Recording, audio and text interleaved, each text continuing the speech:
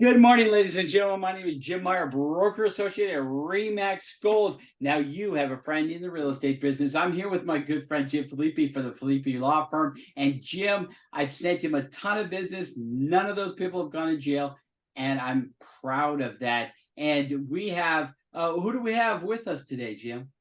We have Kathy Byrnes, which is weird because my wife's maiden name is Byrne. Oh, Can't really? mess that one up. Gosh, hope she doesn't watch this. Uh-oh. Hopefully, she's not one of the few listeners of our show. So I apologize. But you are a real estate agent in the Charlotte area of North Carolina, and welcome to the show. It's been great to have you for the last couple of days. Thank you. Jim, Yes. anything special about your coffee cup this morning?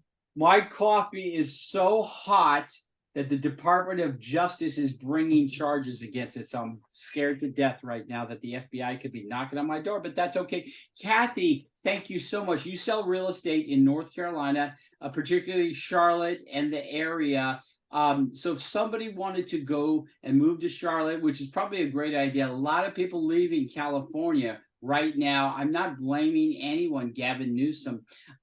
What is the most surprising thing when they see all the way they can, the different ways they could save money and cut costs by moving to North Carolina? What can they expect? Taxes, right off the bat, it's taxes. I had an investor move here. Well, they didn't move here. They wanted to invest here, and they wanted to do a VRBO on the water. They bought a $3 million property.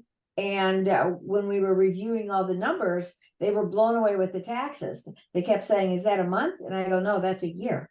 So it's very appealing for the taxes. Very appealing. Okay, so you're talking property taxes? Yes. Okay, because it's interesting because tell me if I'm wrong, Jim, tell me, in some different states, the income tax might be none for states, and a lot of the taxes are more favorable, but then they get you with the property taxes. So, Yeah. and you're saying, yeah, Florida, Jim, you were in Florida, right? Was the property tax high? Yeah, it wasn't high, but what it doesn't have there is our protection.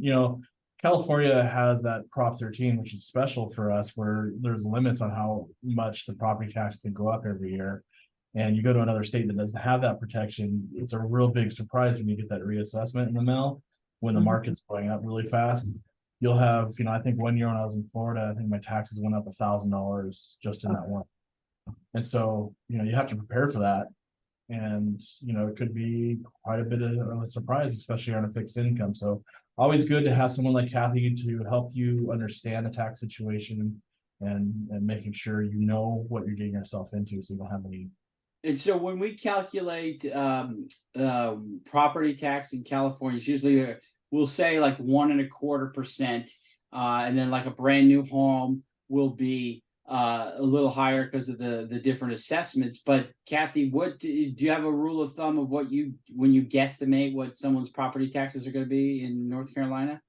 I don't. And you want to know why? Because every little town is different. Ah, Like it's different. So and there's county tax and there's city tax. So if you're in the county, it's half of the city tax, which is great. Like that particular investor, his were so low because it was a county tax, no city taxes. That means there's no city amenities. However, you don't have the city tax. It's half of the city tax. So it's substantial. I mean, really substantial. wow.